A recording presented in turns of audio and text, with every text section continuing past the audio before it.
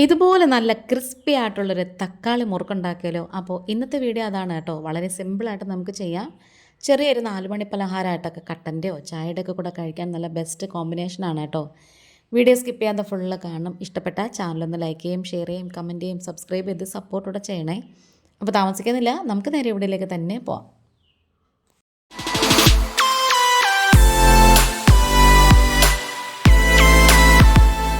അപ്പോൾ ഈ ഒരു മുറുക്കുണ്ടാക്കാൻ വേണ്ടിയിട്ട് നമുക്ക് കുറച്ച് മാവ് കുഴച്ച് വെക്കണം. അതിന് വേണ്ടിയിട്ട് 250 ml കപ്പിൻ്റെ 1 കപ്പ് പത്തിരിപ്പൊടിയും ഇടിയപ്പപ്പൊടി എന്നൊക്കെ പറയത്തില്ലേ, അതെടുത്തിട്ടുണ്ട്. ഇനി അതുപോലെ തന്നെ 1/2 കപ്പ് കടലമാവ് എടുത്തിട്ടുണ്ട്. ഇനി ഇതിലേക്ക് നമുക്ക് ചേർത്ത് കൊടുക്കേണ്ടത് മുളക് പൊടിയാണ്. ഞാനിപ്പം പിരിയൻ മുളകാണ് എടുത്തേക്കുന്നത്. നിങ്ങൾ എടുക്കുമ്പോൾ പിരിയൻ എടുക്കേണ്ട, സാധാരണ മുളക് പൊടി എടുത്താൽ മതി. പിരിയൻ എടുക്കുമ്പോൾ ഭയങ്കര കളറാകുവാണ് കേട്ടോ.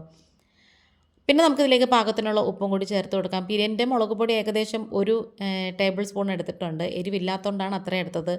പിന്നെ കുറച്ച് കായപ്പൊടിയും കൂടി എടുത്തിട്ടുണ്ട്. അപ്പോൾ ഞാൻ കുറച്ച് കളർ വരട്ടെ എന്നും പറഞ്ഞ് എടുത്തതാണ്. പക്ഷേ പിന്നീട് ചെയ്ത് വന്നപ്പോഴാണ് മനസ്സിലായത് നമ്മൾ കടകളിൽ നിന്ന് വാങ്ങിക്കുന്നതിന് ഭയങ്കര ഒരു കളറില്ല.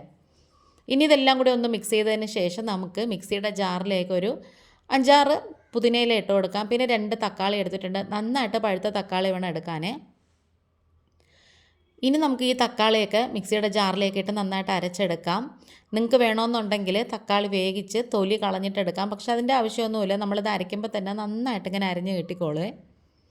നല്ല ഫൈൻ പേസ്റ്റായിട്ട് അരച്ചെടുക്കണം. ഇനി 2 അല്ലി വെളുത്തുള്ളി തൊലി കളഞ്ഞിട്ട് അതും കൂടി ഇതിലേക്ക് ഇട്ട് കൊടുക്കാം. പിന്നെ ഒരു 1/2 ടീസ്പൂണോളം ജീരകമില്ലേ, നമ്മൾ തോരനൊക്കെ അരയ്ക്കുന്ന നല്ല ജീരകം, അതും കൂടി ഇട്ടിട്ട് മിക്സിയുടെ ജാറ് അടച്ച് നന്നായിട്ട് ഒന്ന് അരച്ചെടുക്കണം. നല്ലോണം ഇതിൽ നമ്മൾ വേറെ വെള്ളമൊന്നും ചേർക്കേണ്ട, കാരണം തക്കാളിയുടെ ഒരു ചാറ് മതി, അത് മതി കേട്ടോ. അങ്ങനെ ഇനി നമുക്കിതെല്ലാം കൂടി അരച്ചെടുത്ത് പേസ്റ്റ് ആക്കിയ സംഭവം ഈ മാവിലേക്ക് അങ്ങ് ഒഴിച്ചു കൊടുക്കാം. ഇത്രയും വെള്ളം പോരാ, അപ്പോൾ നമുക്കിത് കുറച്ചും കൂടെ വെള്ളം ഒഴിക്കേണ്ടി വരുമേ. ഇനി അത് മൊത്തം കൈ കൊണ്ട് വടിച്ചങ്ങ് ഇട്ട് കൊടുക്കാമേ. നല്ല ടേസ്റ്റാണ് കേട്ടോ ഈ ഒരു മുറുക്കിന്. ചായയുടെയൊക്കെ കൂടെ കഴിക്കാനൊക്കെ നല്ലൊരു അടിപൊളി കോമ്പിനേഷനാണ്. അപ്പോൾ കൈ കൊണ്ട് ഇപ്പോഴേ നമ്മൾ കുഴയ്ക്കണ്ട. ഇപ്പോഴേ മാവൊന്നും കയ്യിലാക്കുന്നതിനേക്കാളും ഒരു സ്പൂണോ അല്ലെങ്കിൽ ഒരു ഫോർക്കോ കൊണ്ട് വിസ്ക് എടുക്കണ്ട കേട്ടോ. അതിന് പകരം ഇതാണ് നല്ലത്. എല്ലാം കൂടി കൂട്ടി യോജിപ്പിക്കണം. അപ്പം വെള്ളം നമ്മൾ കുറച്ചായിട്ട് ഒഴിച്ചു കൊടുക്കണം. ആദ്യമേ ഫുള്ള് വെള്ളവും കൂടി എടുത്ത് കമിഴ്ത്തരുതേ. കുറേശ്ശെ വെള്ളം ഒഴിച്ച് വേണം നമുക്കിതൊന്ന് കുഴച്ചെടുക്കാനായിട്ട്. അപ്പം ഈ ഒരു പരുവം ആയി കഴിയുമ്പോഴത്തേക്കും നമുക്ക് ഇതിലേക്ക് കൈ കൊണ്ട് തന്നെ ഒന്ന് കുഴച്ചെടുക്കാം.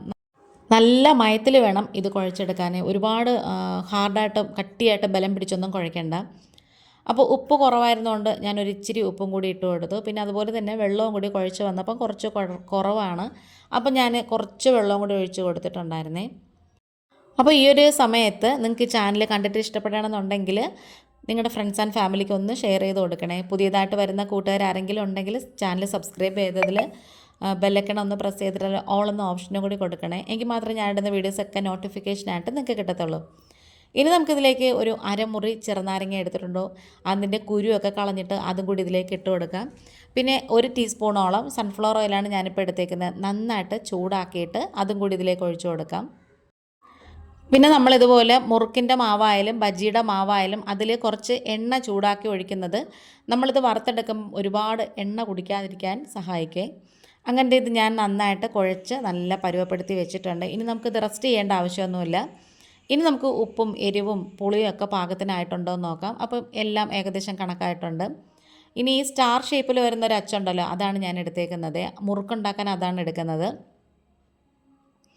അതിങ്ങനെ സേവനാഴിയിലേക്ക് ഇട്ട് കൊടുത്തതിന് ശേഷം നമുക്ക് അതിനകത്തും കൂടി കുറച്ച് എണ്ണ ഒന്ന് സ്പ്രെഡ് ചെയ്ത് കൊടുക്കാമേ. നിങ്ങൾക്കിപ്പം വെളിച്ചെണ്ണ വേണമെങ്കിൽ അതിൽ വേണമെങ്കിലും വറക്കാം. വെളിച്ചെണ്ണയിൽ നമ്മൾ എന്ത് പലഹാരം 4 മണി പലഹാരം ഉണ്ടാക്കിയാലും ഭയങ്കര ടേസ്റ്റായിരിക്കും. പക്ഷേ കുറേ നാൾ വെച്ചേക്കണമെങ്കിൽ വെളിച്ചെണ്ണയെക്കാളും സൺഫ്ലവർ ഓയിലോ അല്ലെങ്കിൽ പാം ഓയിലോ ഒക്കെ എടുക്കുന്നതാണ് കേട്ടോ നല്ലത്. ഇനി നമുക്കിത് നന്നായിട്ടൊന്ന് പരുവപ്പെടുത്തിയതിന് ശേഷം ഇതേപോലെ ഒരു നീളത്തിലുള്ളൊരു ഉരുള പോലെ ആക്കി എടുത്തിട്ട് അത് കുറച്ച് ഇതിലേക്ക് അങ്ങ് ഇട്ട് കൊടുക്കാം. സേവനാഴിയിലേക്ക് ഇട്ട് കൊടുത്തിട്ട് നമുക്കിത് അടച്ചതിന് ശേഷം നമുക്കിത് വറുത്തെടുക്കാമേ. അപ്പോൾ ആ ഒരു സമയം കൊണ്ട് തന്നെ ഞാനിവിടെ എണ്ണയൊക്കെ ചൂടാക്കാനായിട്ട് വെച്ചിട്ടുണ്ടായിരുന്നേ. അപ്പോൾ ഇത് ഈ ഒരു ഷേപ്പിലാണ് വരുന്നത്. നിങ്ങൾക്കിത് കാണാൻ പറ്റുന്നുണ്ട്. ഇതിങ്ങനെ നീളത്തിൽ വീഴുന്നതിനേക്കാളും ഇതേപോലെ പീസായിട്ട് വീഴുന്നതാണ് നല്ലത്. അപ്പോൾ എണ്ണ നന്നായിട്ട് ചൂടായിട്ട് വരുന്നുണ്ട്. കുറച്ചെടുത്ത് ഇട്ട് നോക്കിയപ്പോൾ തന്നെ നന്നായിട്ട് ഇങ്ങനെ മൊരുമൊരാന്ന് വരുന്നുണ്ട്. ഇനി നമുക്കിതിലേക്ക് പിഴിഞ്ഞൊഴിച്ച് കൊടുക്കാം. അപ്പോൾ മുറുക്കിന് അല്ലെങ്കിൽ പക്കാവടക്കൊക്കെ നമ്മൾ നീളത്തിലിങ്ങനെ വീഴുന്നതിനേക്കാളും ഇതേപോലെ തുണ്ട് തുണ്ടായിട്ട് വീഴുന്നതാണ് നല്ലത്. നീളത്തിലിരുന്നാലും നമ്മൾ പിന്നീട് ഒടിച്ചെടുക്കേണ്ടി വരും. ഇനി നമ്മൾ ഇത് ഇടുന്ന സമയത്ത് തീ നല്ല ഹൈ ഫ്ലെയിമിൽ വെച്ചിട്ട് പിന്നെ നമ്മൾ തീ സിമ്മിലാക്കണേ.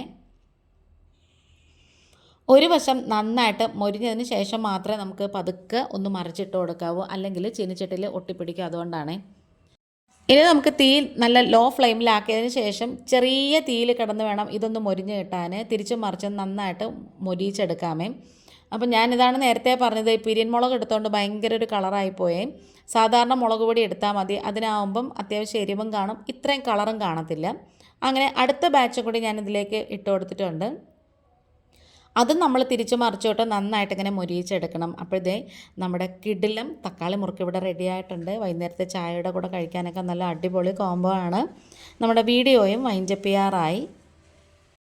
ഞാനിത് ഒടിച്ച് നോക്കുമ്പോൾ തന്നെ നിങ്ങൾക്ക് മനസ്സിലാവും നല്ല ക്രിസ്പി ആണെന്ന്. ഇന്നിപ്പോൾ ഇത്രയേ ഉള്ളൂ. വീണ്ടും വരാം. Thanks for watching.